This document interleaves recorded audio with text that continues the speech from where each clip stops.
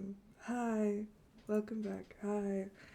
Um, I'm not feeling well, which is why my camera's off. But we still want to do our little one-shot Q&A, because it's fun. So we're doing it. But yeah, welcome back, John and Paige. Welcome. Yo.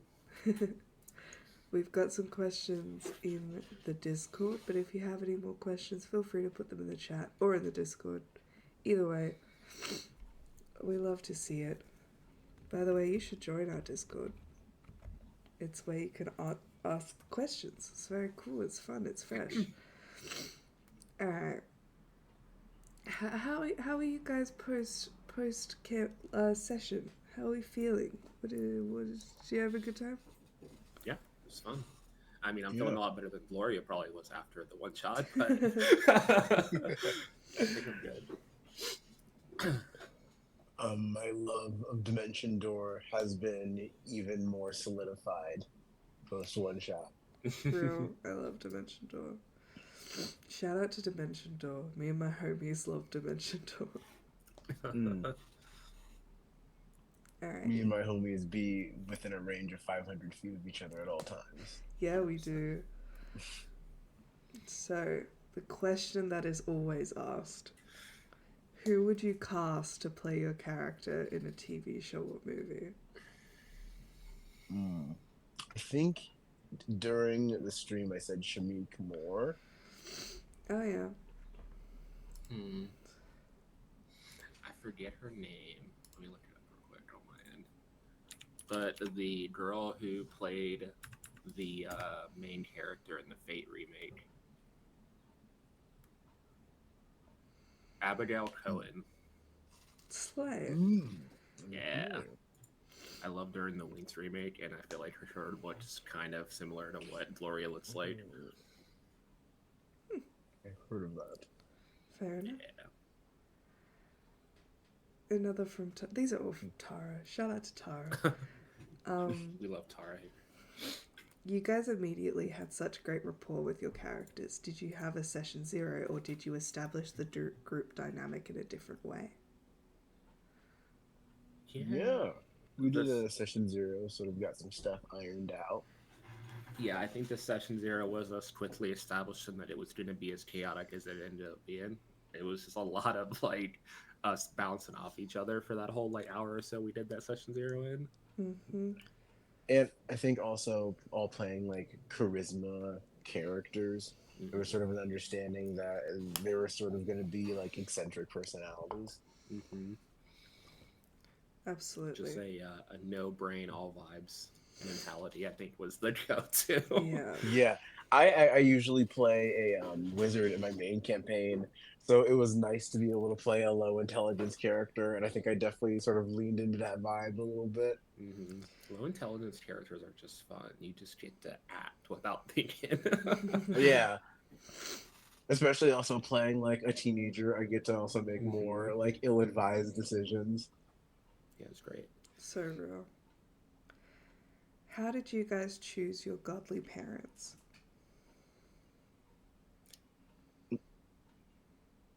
Yeah, I'll go first. I mean, Nike has just always been one of my favorite gods, especially in the Greek pantheon. Her and Apollo are like my two top Greek gods, so it was a pretty easy choice. And her parent just kind of paired well with doing a Glory Paladin, because like besides the name pun, just like Glory Paladin's literally like the athlete class in D&D, so it was the perfect thing to just build off of Nike. Well, that's really tight. I wanted to see like a Glory Paladin be played, and I think this is my like first exposure to it, and you did some great work. It's really fun. The channel divinity is really nice because that's 10 HP, and then it's just mainly like a movement class. So it really is good at like controlling the battlefield, moving around, and just being in the fray, which is fun. That is definitely juicy for a paladin. Yeah. Well, and then I think in terms for me, it's Hades 2 is out, and it's affected my brain in ways that doctors can't even comprehend. That's fair. The game's so good.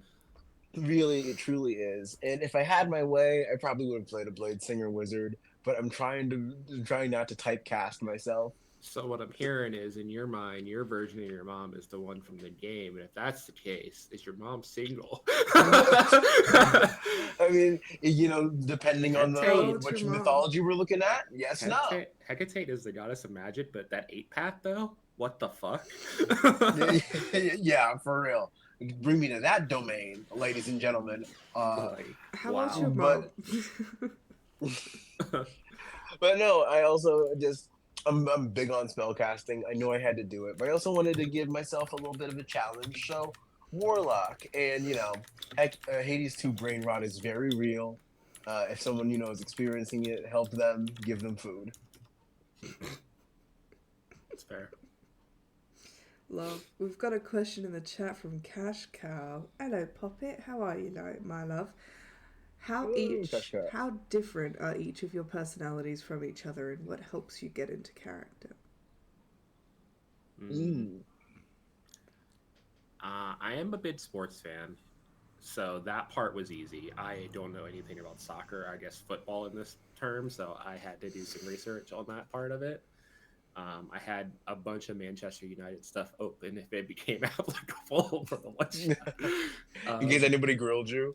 Yeah, in case anyone brought anything up. But I think the main thing, Gloria was just very forward, a lot more forward than I usually am. So I just played off of that. I'm usually generally more reserved, unless you like really know me. So I just played up that brash, hot-headed teenager stereotype. Great for a Nike kid. Mm-hmm.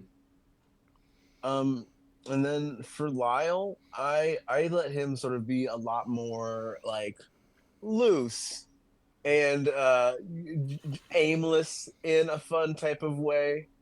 One of the things we established pretty quick with Lyle is his inability to take like visions and magic things like or give them like a certain reverence that is kind of necessary to deal with that thing. And I sort of took that and ran with it and be like, okay, who's the type of person who sees like a dreadful premonition of the future and is like, oh, it's probably cool.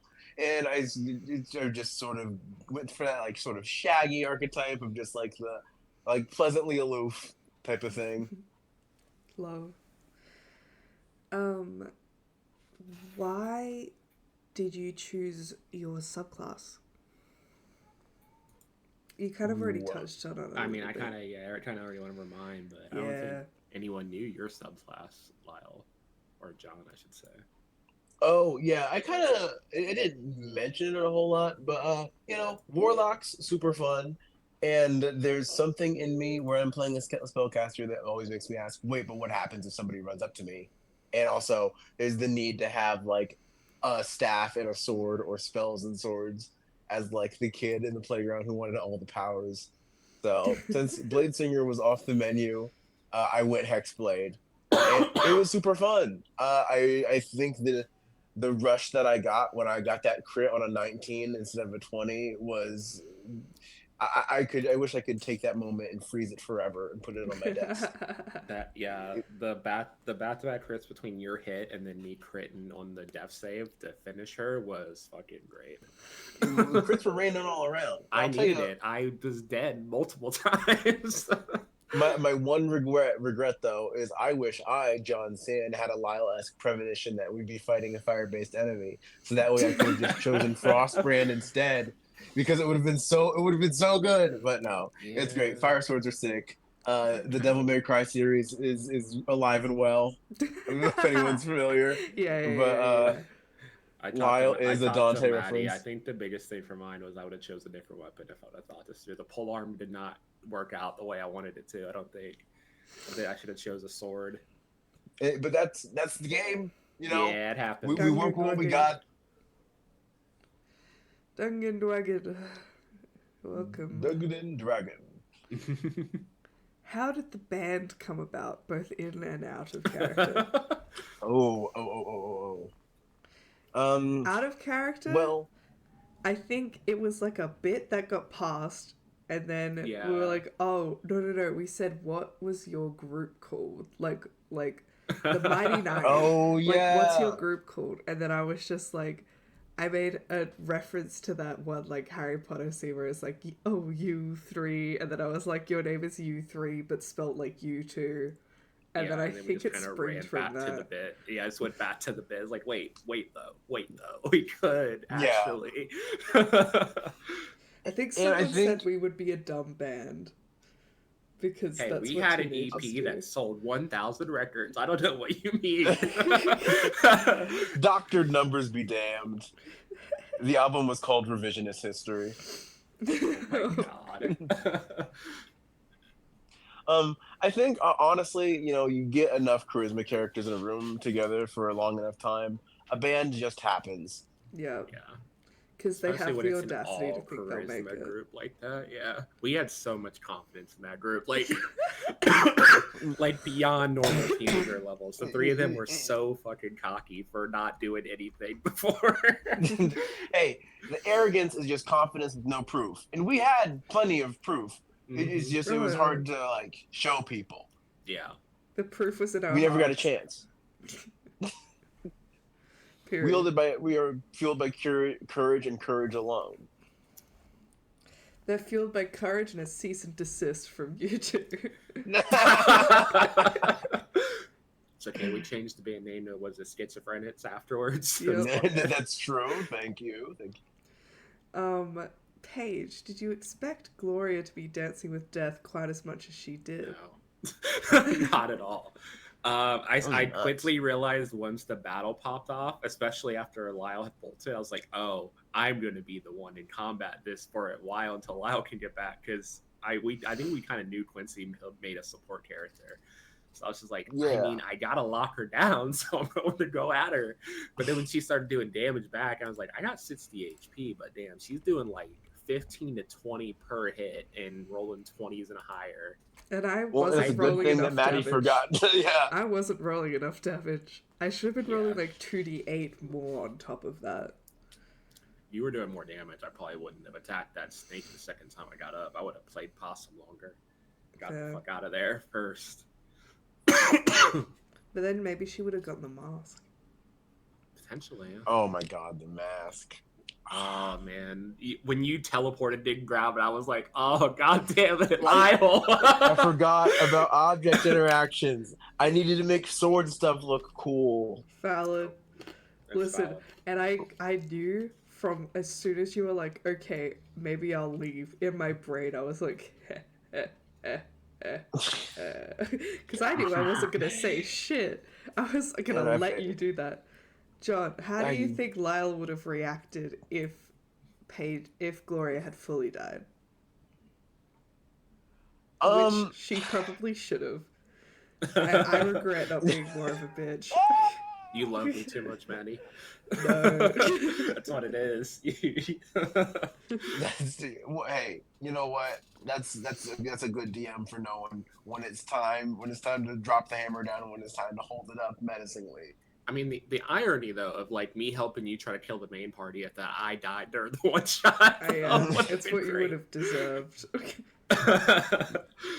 But if Gloria did die, I think we would have gotten deeper into that quick little thing of Lyle having to be, like, magic and serious. Like, yeah. I think he would have, like, summoned a little bit more of that. But, since nobody died, didn't have to get very scary. I think maybe if the rules are correct, I would have like maybe been able to rise like a dreadful specter from Gloria, and then I would have just kicked that thing's ass with a ghost. Damn, just use my body like that. Well, no, I'm using like your spirit for some time. But it's cool. But remember, my mom is really hot. So, like, afterwards, maybe you get to hang out with her for some time. That's fair. A little bit of wingmanning from beyond. That is a very compelling argument. You died, 8-pack. You have to do my dark bidding for, like, a couple hours, but then after that, whoa, my mom's so hot. That the dark bidding would have just been us recording our album before I had to go. Exactly. It's like I need you to do drums real quick. Um, and we just go to a recording studio in London, and we all like a classic punk studio, Mm-hmm. dude. That's it. It'd been great. this is a question for me. Maddie, how many gods have specifically tried to kill Randy so far, do we think? Well, okay, so Poseidon definitely tried to kill him, and so did Zeus. Uh, I think they managed to get a swing in, and then the other gods that specifically have been, like, recorded to have been added by Momus were, like, Aphrodite, Athena, and Prometheus. Mm-hmm. So probably those five. At some point, they had a swing. He's a tough get. Yep. Can't catch him, he's too slippy. Um, He's wily.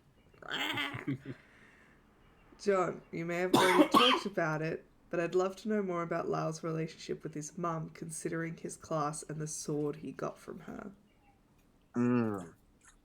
I think a lot of Lyle's relationship with Hecate is just his life getting increasingly harrowing, and him trying to sort of pivot to normalize it. And I think Lyle is sort of being a very not the most intelligent character. I think will get like led more down that like occult path as time goes on, and I think that mix of sort of him being like a free spirit, but also like the seriousness that like requires, it sort of creates. As much as I hate to say it, a supernatural character-esque like Yeah. charisma We literally for it. finished it. I was like, "You're gonna go be Dean Winchester in Europe." It is just that he does Yep. just become Dean Winchester with a British accent. But I like the idea of the fire sword because I wanted it to have like a name, something like Torchbearer or something, because Hecate is supposed to like bring guidance to those on like transitional paths. Mm-hmm. And I think like maybe Lyle helping like a lot of like werewolves, or not like werewolves, like a lot of like monsters that have to do with like transformation or that have to do with like decision making. Maybe Lyle like being like a crossroads walker of sorts, and like leaning more into that aspect of Hecate. But I think it's just a lot of just like her sending Lyle like mixed signals, and the conversation is him sort of like figuring out how that conversation works, with it not being like direct and it being more through like magic. Makes sense. I think the only quest Gloria would even go on after her soccer career would be off is if Lyle bit off something too big and needed help, and then he would call Gloria. Oh, please. You just dimension door to one of my soccer games, grab me and pull me away. It's a beholder. You need to come. It has so many eyes. Please, at least 100. If I had to say, I've been counting.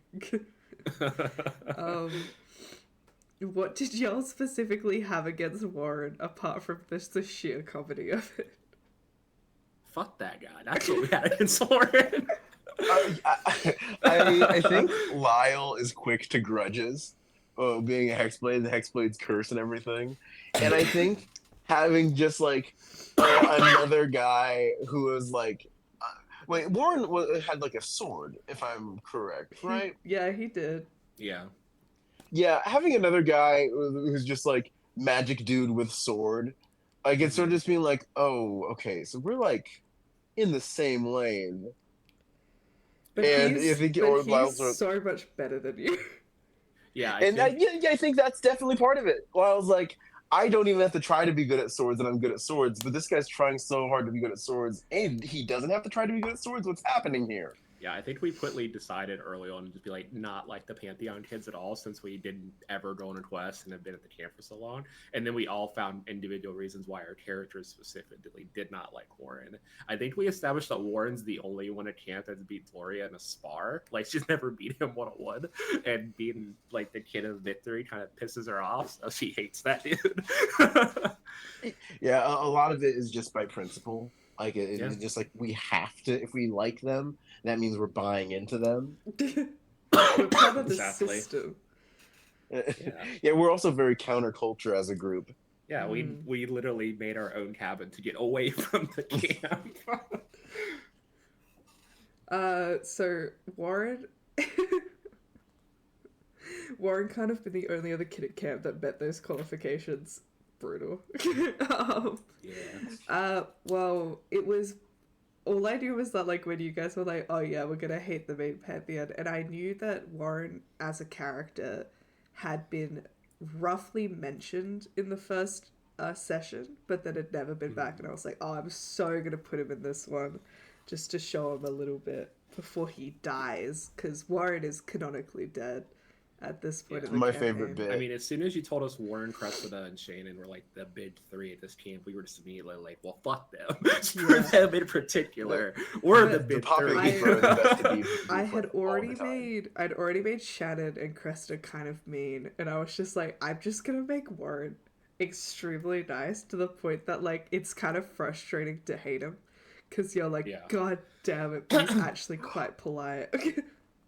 Well, but also when there's like a nice person who's friends with like two other famous singing people, I'm like, oh, why? Yeah. Huh. Yeah, it's like, what's wrong with you then? It's like, or yeah, like, so you let this happen? You guys get along for what? Yeah, no, because Shannon and Cressida see him as being very useful and powerful, and therefore want him on their side. It made sense. And I get that. They showed up and we very quickly bickered with the girls, and then Warren just like, oh, how are you guys doing? It was so sweet to us. And you guys were like, no, fuck you. Big 3-ass motherfucker, get out of here. Alright.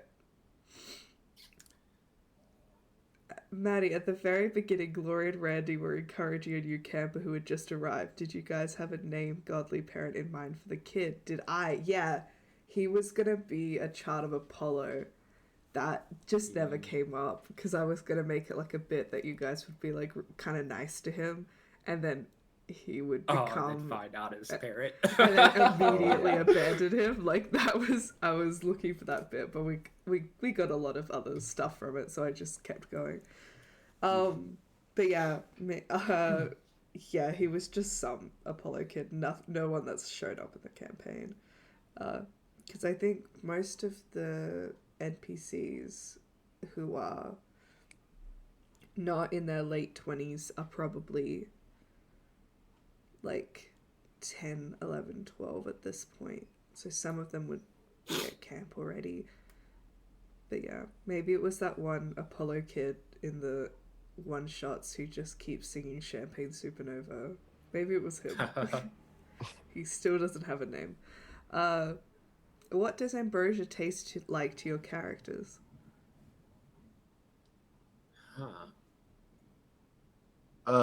Whatever the blue version of Mountain Dew is. Oh my fucking god.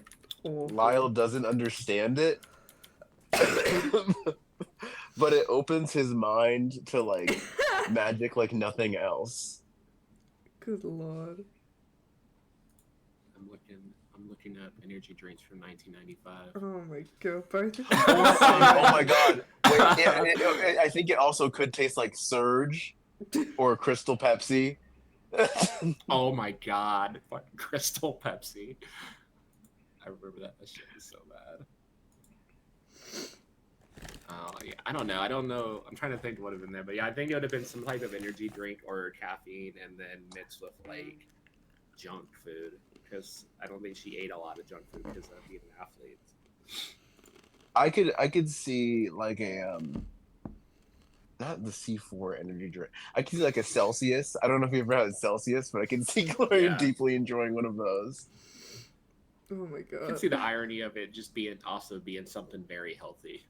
Like just like a protein shake. Yeah, everyone else has it, and it's like pizza, cookies, and stuff, and hers is like a protein shake and a salad. It's just pure creatine. Just pure creatine. That's what it is. Bro. It's fucking BCAAs. That's what it is. No, it's a protein shake and like grilled chicken. with nothing Oh my else. god. Yep. And 100%. rice. Somehow it tastes like rice. Yep. It tastes like it's She's just out bulky. of the Tupperware and heated up. Good lord. You know she meal preps. Yeah, she does. For me, Maddie, how did you choose the monster for them to fight, the magic item to protect? Alright, so, I don't know if you guys know this. There's not a lot of Greek mythology monsters that aren't heavily connected to lore and feel wrong to use randomly. So I had to search for this. I was like, motherfucker, I need one. And then I saw the Impuser and I was like, brilliant, done. It was like the first one that I found. Because, like, there are monsters, but it feels wrong to just put the Minotaur somewhere. You know? It doesn't feel right. Because he's, like, dead and we're not in Crete. Anyways. You know? We're not in Crete anymore. You could quote me on that. So I went for that because it was the one that I found. The magic item to protect, originally it was like, I wanted it to be an artifact of some kind, and I wanted it to be powerful, and I was like, oh, it's like a jar filled with secrets, but then I was like, no, I want it to be an actual artifact that exists in the world. So I started like looking up random ancient Greek artifacts. The Mask of Agamemnon is really famous, so I was like, cool. It was in the Acropolis Museum, so I was like, you know what? It's on loan. It's on loan. And then I kind of made it. It ended up being kind of like a pseudo Helm of Darkness, like a less powerful Helm of Darkness. But mainly it would have protected Impusa from the sun and also from Hecate's gaze, so she could hunt freely. But yeah. What would have been the implications for the main campaign if we just let her go? Because technically, if she would have got the master and left, we still completed the quest. We just had to get the kid. So This is true. Das is true. No, the quest did say to stop her. It was a go-getter clause. It did say that in the the prophecy. It did say that. It's not like we didn't do that. We tried. We committed like 5 crimes on our way out. It's fine. You did. You get crime as a bonus if you defeat the monster. Oh yeah, I forgot that get, you like, little crime guys tokens. straight up stole from a museum. The British one. Yeah, it's the British museum though. Like, finest keepers. You're gonna steal from any museum. It's that one. Fair. I'm surprised we didn't get like a New Hope-esque metal scene at the end for that. Chiron was just kind of like, I should be more mad, but he kind of wasn't, and he just palmed it off to what the fuck was to Cletus. Cletus took it back. Cletus the MVP. Cletus MVP of the party. Truly. I can't believe we just like ran with that bit of using him for summon Steed. It was just too perfect. You said that our group was just so twined in with like the satyrs and the nymphs. I had to bring one along. Yeah, it's our support network. We're literally the only campers that know every single one of their names. Ooh, this is a good one. For better or for worse. I'll give you some context, John, but what did your characters think of Theo and Mila when they came back from that quest? So, for context, John, in 2 years' time, 3 years' time, these 2 kids are go off to rescue a demigod, very similar to you guys, except they come back. The demigod is dead, and rumor has it that Theo killed him, like murdered him, and Mila helped, and they're completely ostracized by the island. That's what happened. I mean, I think we kind of talked about Theo, but I think it would apply to Mila too. Them being ostracized by most of the camp would probably endear them to Gloria. Just because, like, we don't mess with the main camp. Even after Gloria, like, kind of calms down and helps out, she still kind of prefers to focus on the minor god kids. Theo ain't a minor god kid. Yeah, but them being ostracized by like the pantheon and like the Yeah. main But campers would it'd be like Monique's situation. Monique was I'd bullied, be so I'd be interested. Maybe Mila would make sense, but like, especially as people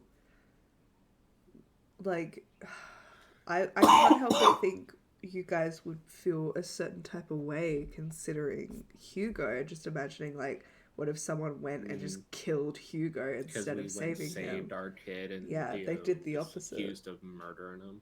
Yeah. I think Lyle hears something like that, and sort of like that aspect of Hecate being one to like guide people along paths. I think he would feel like maybe he could give some sway towards the right direction, and then I think maybe he like uses classic D&D spell Dream to maybe visit them in Dream and like try to like get through to them in a way.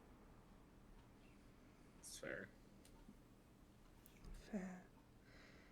Also being like a charisma class and like having like traveled with the whole like supernatural headcanon. I think he would think maybe like he could use that like knowledge and intuition to try to like at least figure out what the deal is with that mysterious situation. Yeah.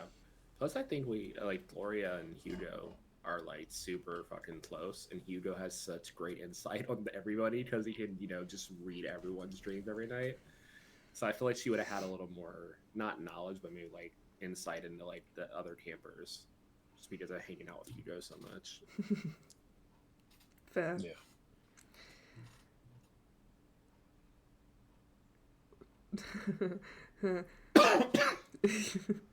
This is a really hard question, you guys. Do you guys have classes that you usually main as?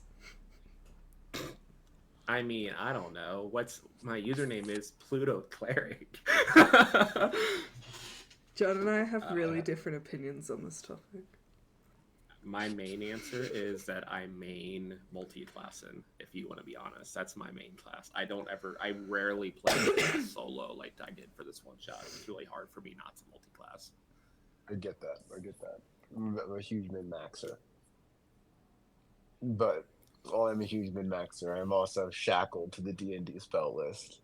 And if I ain't casting, I'm past it. There needed to be a run.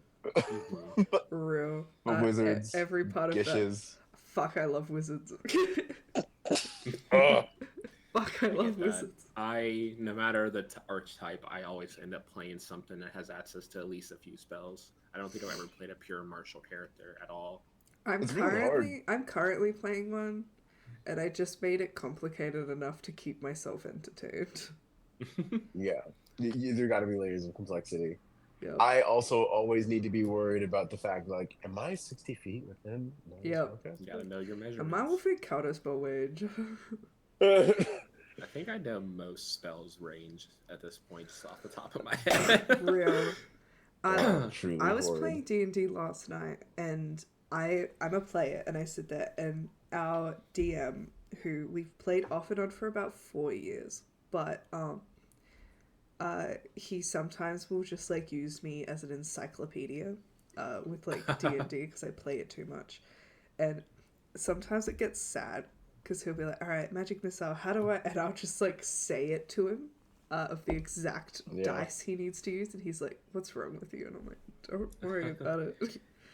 Hey, though, as like someone who GMs a lot, that's like, I love having a backseat GM. Like when I ran a Pathfinder campaign and didn't have time to really dive into the knowledge, one of my players just like took time to memorize the whole system, and I never had to look anything up. It was great.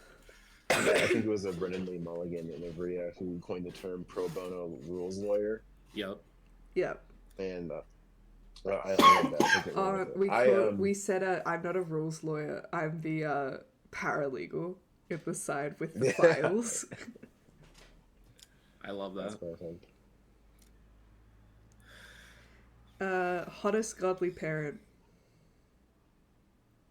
I mean, 8-pack. It depends on the character art that you're going by. I think with Lyle's demeanor, Hecate confirmed in this universe has the 8-pack. Yeah, yeah, yeah. I think she has the 8-pack. I, in my soul, she does. That's for the extra charisma story. That's those are That's Miles' where 2 the extra charisma. spell slots. Every The time way I'll she gives answer you more this. spell slots, she loses a set of abs, so you don't Oh have my many. god. Oh I think the no! And then Mel way didn't cast Dimension Door those 2 times. my Don't take that away from her. my default imagery for gods, especially Greek gods, is always the Hades games. So if we're going off of the character art from those games, in Hades 1, I was obsessed with Dionysus. That character art has such a stranglehold on me. I would always choose his boons, even if it didn't work with my build. I didn't care. The second game, though, not Ares, Eris, Eris is great. is Which very is funny good. because it was like the night after you had established that if I in real life, Eris would be my mom if I was a demigod, and then I ran into her in the Hades like the next night, and I was like, "Oh, I shouldn't be this attracted to my hypothetical mother, but what the fuck?" Bro. The Hades art team. And Yeah, from Hades art Tara, games. finally, this isn't a question. I just needed on record that I would fight all the gods for baby Hugo. Yes, Hugo is best. I was gonna fight all the gods for adult Hugo when we got introduced to him in episode 1 of the campaign. Real. So being able to now be his adopted sister is great for me. I had to save that little guy first round. I had to prioritize. That's why I was so sweet with him when we came up to him. You knew the boy. My favorite thing was in chat, like Sasha got introduced first, and everyone was just like, I love this fucker, and then Hugo got introduced, and I can't remember who it was, but someone in the chat just went, my time with Sasha has ended, I have a new love, and this boy. And then all of them were just threatening me, being like, if Hugo dies in this campaign, Maddie, I'm gonna fucking kill you. I think immediately I was like, I would die for this man. This guy is so sweet. I felt that fear when the combat started, and I was like, well, okay, gotta dedicate the first spell slot to Hugo. That's why I immediately engaged. As soon as we noticed it, I immediately walked away from him with you and left him with you two, so I could just keep him away from the enemy. He's baby boy. Yeah. John, if you ever end up watching some sessions of the campaign, he is just a very creepy little guy who's very helpful.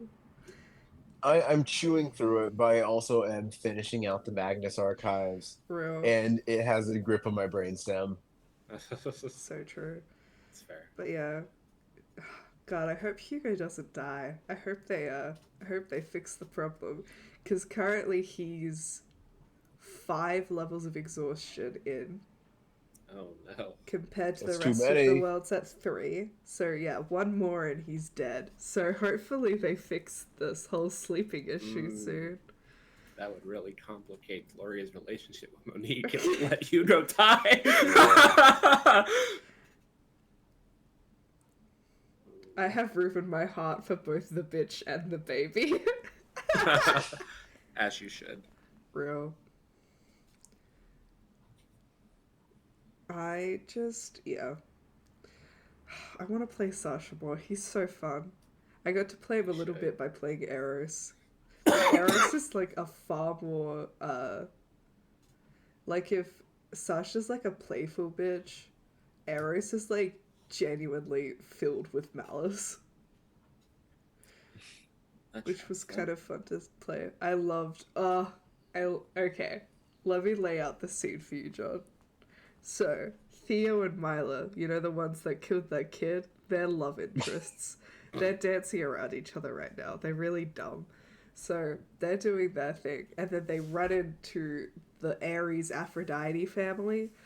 So, you can imagine Aphrodite and Eros are looking at these two yeah. Who do you think you are? Kiss each other. And then at one point, Theo goes up to Eris and it's just so we need to get into the underworld. How do we do that? Orpheus and Eurydice? Is that a true story? Can we do that? And Eris made a snake appear, held it out to Milo and said, okay, cool, do you want to test that theory? He's such a dick. I love it. Oh my god, Maddie. Except it was more, do you want to test that theory? And they're like, no, we're good. Okay, thank you so much, Lorna. See you later. I love Theo so much though. When Theo said that Aphrodite looked like Mila, I was like, oh. That's a lot. That's Like so my gay, heart. bro. It's so gay. Alright, I think that was our last actual question. Do you guys have any points to make? Any vibes? Any things that didn't come up that you had in your mind or talked about in the session 0? I mean, not really. I mean, I had more Manchester United stuff to use. It just wasn't. I didn't we want do to have one. say John, random what shit. fear do you associate with Lyle from the Magnus Archives? Ooh, I'd say Lyle is like spiral adjacent, Real. or maybe later in life web adjacent. I think he definitely gets there. Where's But definitely Faye? in his We need Faye in this chat. Our dearest, one of our players is obsessed with the Magnus Archives. I'm definitely on my way to obsessed. Once I finish and I know everything, similar to an eye avatar, I will dive deep into the information and it will wrap around my mind.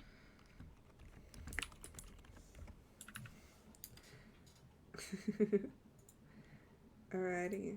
Well, I'm very keen for next session to try and kill everyone. We're halfway through this dungeon. We got 2 rooms to go. Ree will be rejoining us next week. I'm so excited. We've got 2 sessions left of this season. So happening. Abigail will also be with us. I'm so freaking excited. I'm so freaking excited. Yeah. Any other last questions or points? This is gonna be a short one, but I don't mind. I obviously am not feeling amazing because I got my little camera off. I like that Paige and I are having a secondary conversation through coughs. Oh, y'all been doing Morse code? I should have been blinking. Oh my god. I've been sick for almost a month now, and I just Same. cannot. I've got rid of everything but this fucking cough. Same. And, like Paige, random we are bouts the of same. fever. Except I have the air blasted on, and I am hot right now. Yeah. It sucks. I'm I not ended even up sick. going to the GP and getting some antibiotics because I think it might have been a chest infection. Anyways, I made it through thank a you whole so box much of for Dayquil. joining us today. I'll put these guys' links in the chat. You should follow them. Also, join the Discord.